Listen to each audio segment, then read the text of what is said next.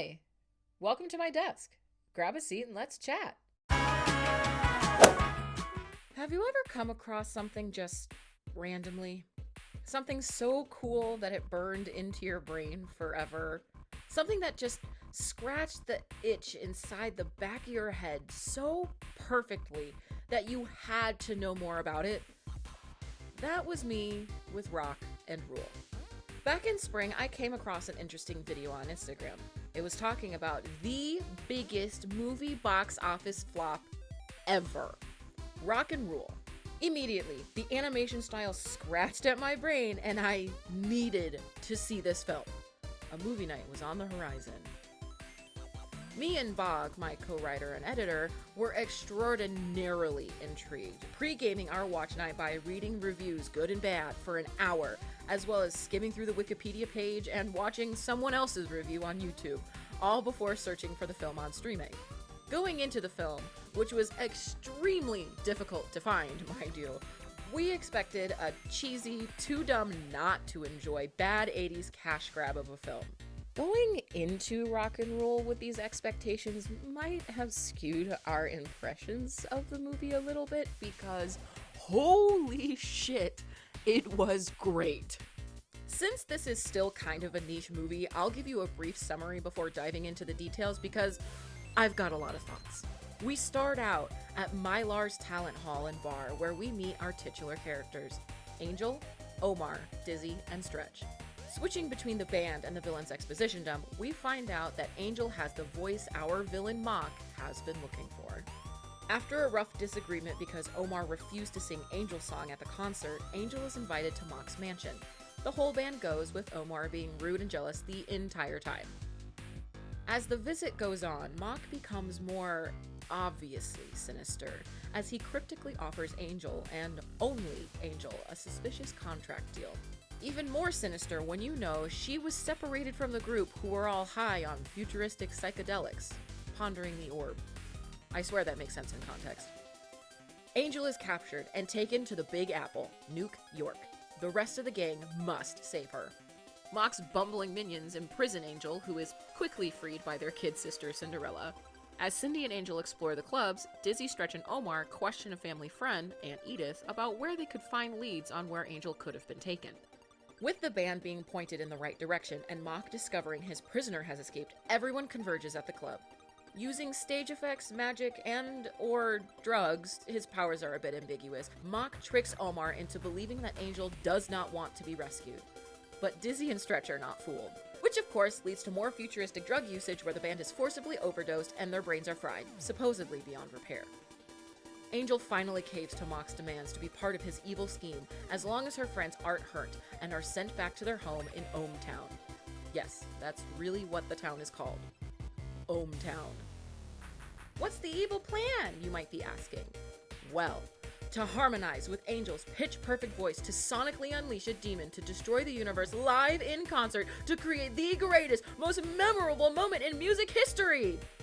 In an admittedly stupid plot progression, the immense amount of energy needed to fuel this demonic concert causes power surges all over the country. This electrocutes the boys and resets their brains back to normal. Having their wits back, Omar, Stretch, and Dizzy race to rescue their friend. How convenient that the place Mock finds the proper power supply to conduct this evil concert is back at Mylar's in Ohmtown! In a moment of hopelessness, when Mock seems to have won, having successfully opened the portal to release the demon, Angel gets an idea. If her voice can release the demon, it can put it back. And in true 80s cheese fashion, Omar joins in on the song he once refused to sing, putting a stop to the ultimate evil and saving the world with the power of friendship, love, and song. Pretty great, right? Before we get into anything, it needs to be said first and foremost. Cindy is my everything and I love her, but we'll get to her later. In the beginning of all of this, all the reviews we read made it seem like every character was either boring, had too little screen time, or was just flat out unlikable, with a plot that was lucky to even be called a plot at all. As said before, the excessive amount of bad reviews might have set our expectations way too low, and so a very mid movie might have just seemed really amazing by comparison to what everyone was describing it as. But we genuinely had a really fun time watching the film. We loved it so much that we even watched it a second time just a few days later. But we genuinely had a really fun time watching the film. We loved it so much that we even watched it a second time just a few days later and still enjoyed it just as much. Even noticing differences between the American and Canadian versions, as well as all the small details we missed on the first watch. But don't just take my word for it. Here's an exact quote of what Bog had to say about it. It felt like it got the same treatment as Disney's Black Cauldron, which, funny enough, was released only 2 years later. But the same hurried, low, gritty animation gave it that cult classic feel. But needless to say, this was 90 minutes of pure, unadulterated, trip-inducing, fun film that quickly turned into a comfort film for both of us. Definitely quotable and singable. Between the Canadian and the American versions, we noticed certain quirks, so to speak. The audio of one scene or line did not translate to the other version and vice versa. A laugh, a quote was changed, a sound effect, stuff that, as someone with an interest in voice acting, dubbing, and sound effects audio recording, found it very interesting. That and Pog kept having to hear me go, "Oh, did you notice that?" Genuinely, the plot was fun and engaging. The music was great, though even the bad reviews were able to admit that. The characters were fun. The animation was fantastic. Were there things that could have been explained better? Yeah. Were there elements that could have been written better to make a tighter story? Yeah, sure, but what 80s animated movie doesn't? Even Disney's Little Mermaid has questionable plot choices and weird story elements. It had the bizarre charm of the animated Lord of the Rings movies from the 1970s, but the quality of the original Star Wars. Yes, a little cheesy. It's got some hiccups, but it was good. It was legitimately enjoyable. While we were watching, we noticed how wrong the bad reviews were. The plot wasn't as garbage as everyone said. The characters were maybe not well-rounded, but they had spine. Especially Angel. Listen, Angel got so much crap in the reviews for supposedly being a damsel in distress, but she had agency. If she really was as flat as everyone on IMDb said, I wouldn't be able to tell you anything about her character. But I can tell you, she's consistently showed loyalty to her friends, a genuine love for music, a true self-respect, a sense of pride in her work that's more than just a desire for fame. She was clever enough to try and outsmart Mock by using his all-powerful rock star ego against him. She was able to reverse engineer the spell to unsummon a demon. Sure, she gets rescued by her mediocre boyfriend, but who wouldn't need help after being magically imprisoned by the wealthiest and most famous person in the world? Speaking of mediocre boyfriend, Omar. Every bad review we read specifically mentioned how annoying Omar was, how he was a mean, immature prick with no arc. That's not the film we watched! Sure, he was emotionally constipated, but we could tell he was just a very insecure 20-something who was still maturing. There was at least some heart to him. We were so confused by this discrepancy. No exaggeration. Every review said Omar sucked, but our own eyes and ears witnessed something completely to the contrary. Then we had our second watch. As we said before, there are two main versions of the film. The original Canadian release, which is a few minutes longer and features Greg Salata voicing for Omar. And the shorter American version has Paul Lamont as Omar. What we eventually came to realize was that we had found the American version and watched that one first. So naturally, after having the best cinematic experience of our young lives and finding every version of it on Internet Archive, we decided to watch the Canadian version and get those 4 sweet extra minutes of content. That's when we figured out why those reviews hated Omar. The performance in the Canadian version, while a great show of skill and talent on the part of Salata, was radically different from the American rendition. In the American version, Lamont's performance gives the energy of an immature young adult who sometimes lets his ego and desire for fame get between him and his genuinely close relationships. The Canadian version? Omar is a prick. The tone of his voice is someone who is genuinely not interested in the lives of his bandmates, more needlessly angry and aggressive, and only caring about his actions affecting others when it could meddle with his chance at fame and fortune. As Bog said while writing this with me, even in his softer moments, he seemed more disinterested. I specifically think of the scene towards the beginning, after their disaster of a concert, where Omar refused to sing Angel's song because of his ego and he left the stage to go sulk. Of course, Angel was mad, and when she was approached by Omar once again, she tried to get an answer out of him. It was a bit of a fight, they were both yelling, Omar wasn't really taking responsibility for his rudeness, and Angel was genuinely feeling insulted and wanted an explanation. In classic romantic form, to stop the shouting, Omar yells loudly, Let's talk. I just came to say you were good. You were good. So why'd you walk? It's a genuine, heartfelt moment where he meant the compliment as he said it, even if he wasn't able to give a real "I'm sorry." In the Canadian version, that inflection was totally different, in a way that completely changes the implications of Omar's feelings. In the same interruption of yelling, it's the tone of, Yeah, but you were good tonight. You were good. So why'd you walk? Sometimes I walk, sometimes I talk. I'm talking now.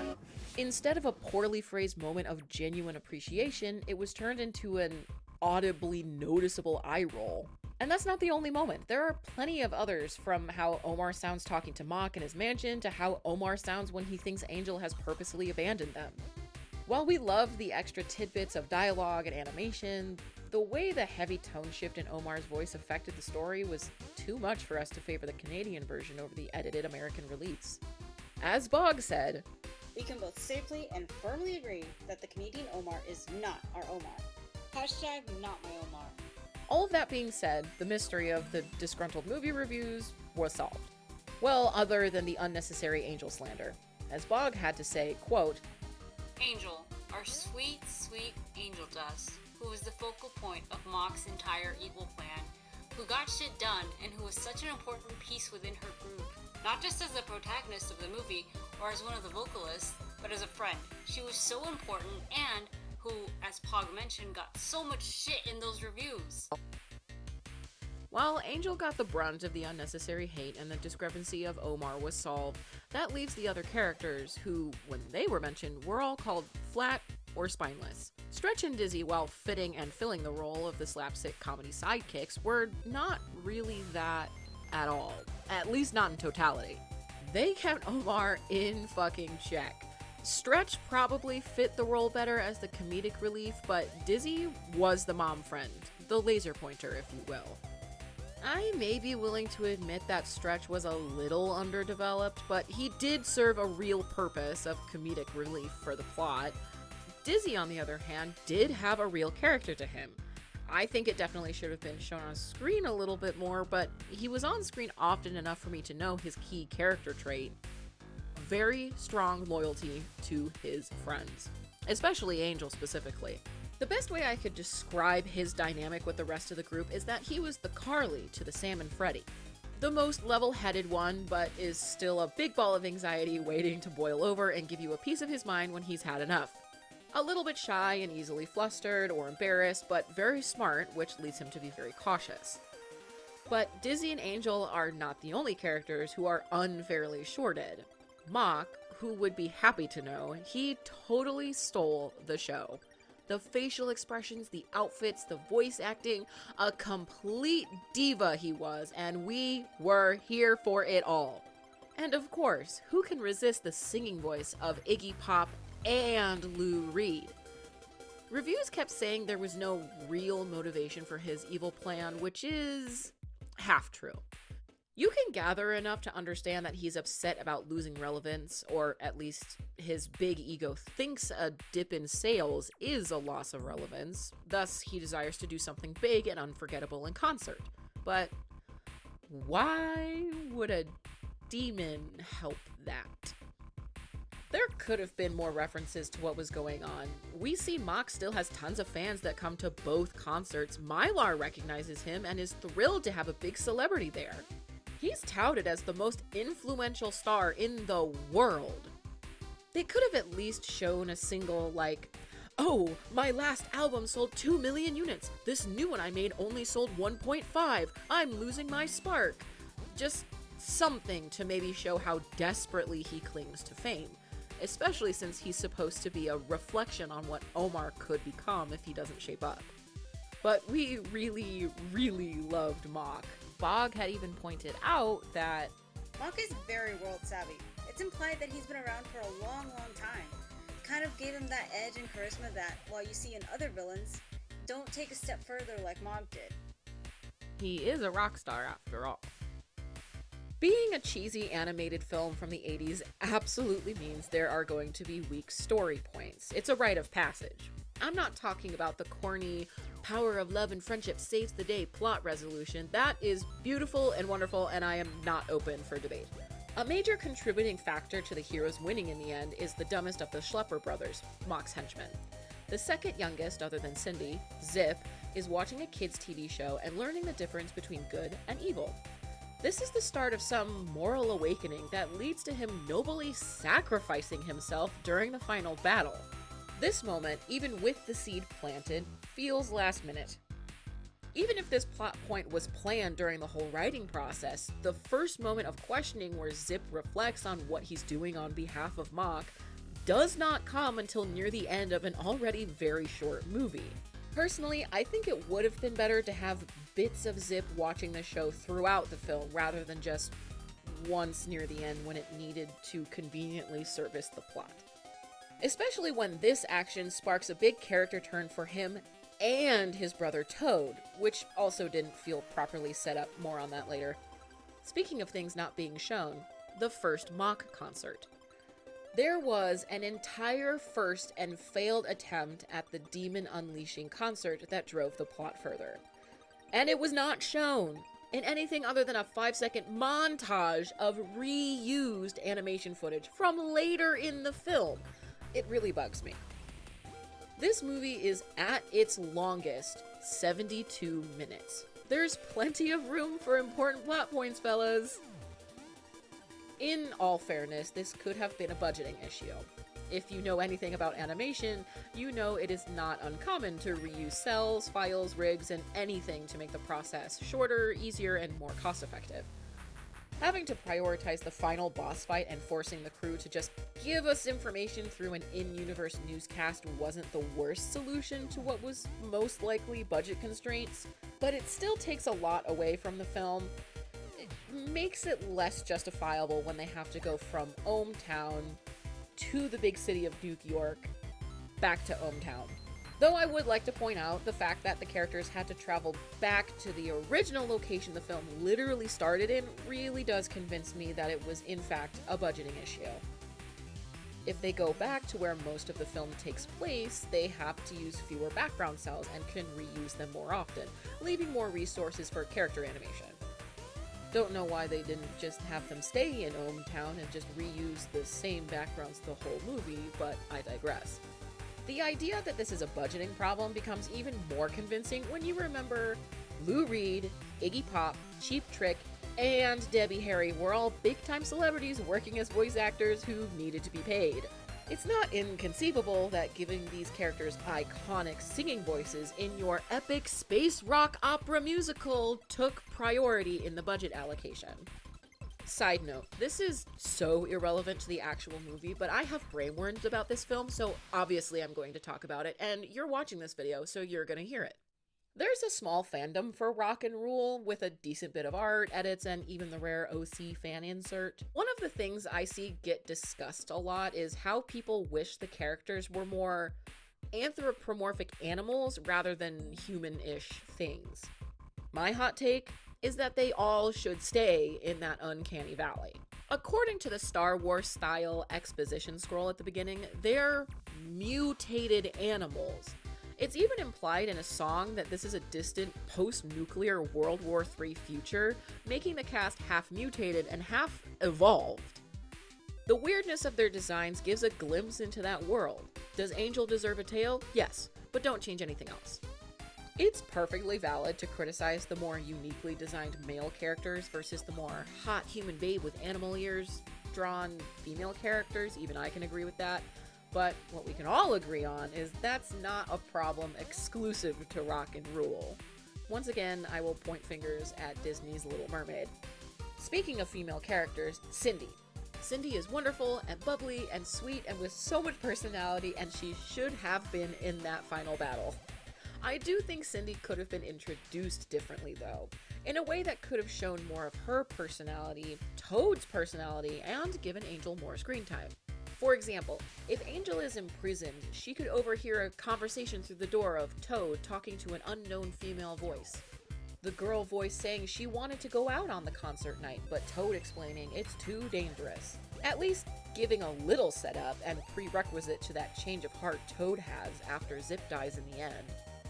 Just giving both of them a reason to be siding with Angel and the gang in defeating the demon. Also, the scene at the clubs, we never see Angel getting recaptured. So you're telling me the woman who resisted Mock the first time he offered to just take her on tour was easy to take down. But the second time, after she learns that Mock is more than evil, so easy to the point that you didn't even need to show it? Again, this could have been a budgeting issue, and again, it still takes away from the story. Angel's clever. She managed to escape once. You're telling me she doesn't try to run or something? You're telling me they don't, knock her out or something to keep her from running? Nothing? To further add to Toad's lost potential character setup, it's implied that one of the natural disasters / common dangerous weather occurrences is radioactive dust storms. I think that's what they are. Again, it's kind of ambiguous. But we surely could have seen Toad's genuine and soft concern for Cindy by wanting to immediately get her inside a building or a vehicle or something. By the way I structured this video, I'm sure you think I'm not actually a big fan of this movie. I just spent however many minutes criticizing it, going through every little detail I would change, but that's the thing. I criticize the film because I love it. I see so much potential. It's a shame that money, crunch time, and production hell held it back from fully being the grand masterpiece that I see inside. I didn't talk about how much I loved the humor, especially through facial expressions and dry, witty dialogue. I loved the animated cinematography and how there was real thought put into these drawn camera angles. Beyond the banger that every song was, I love the sound mixing and sound design. I love the world building that keeps me curious and makes me genuinely engaged with the lives these characters would be living. Earlier, I called it a musical, but really, it's a love letter to music. Of course, there are still glimpses of the characters in the lyrics, even having themes of the film shine in Angel's song. But all of this is just a passion for sound. A ride the writers, artists, directors, musicians, every single crew member was excited to take you on. And boy, was it a good ride. The movie is hard to find. The reviews on IMDb were wrong. There was so much about this film that was misunderstood, underappreciated, or even just havoc caused by a simple voice acting change. I wanted to give real thoughts on this movie, something that wasn't clouded by Gen X Canadian nostalgia, modern misconceptions on what makes a strong female character. No. I wanted this film to be lovingly picked apart, looked at from every angle with fairness and care, given a real review with thoughtful findings and feedback, like every other weird niche movie that gains a cult following. I guess the moral of this review / analysis is that the movie is great, but it's a victim of 1,000 paper cuts and budgeting problems. It's many little things that pile up into something noticeable and a big budget that was mostly spent on the music talent. But I love this movie. All the quirks, the memeable moments, the music, the characters who deserve way more credit, all of it. As I'm writing this, Rock and Roll seems to be gaining more and more notoriety on the internet. More people are talking about it, bringing attention to its existence. To everyone who sees those posts, to everyone who sees this video, I'd recommend Rock and Rule 10,000 times over to you all. Plot holes and paper cuts included.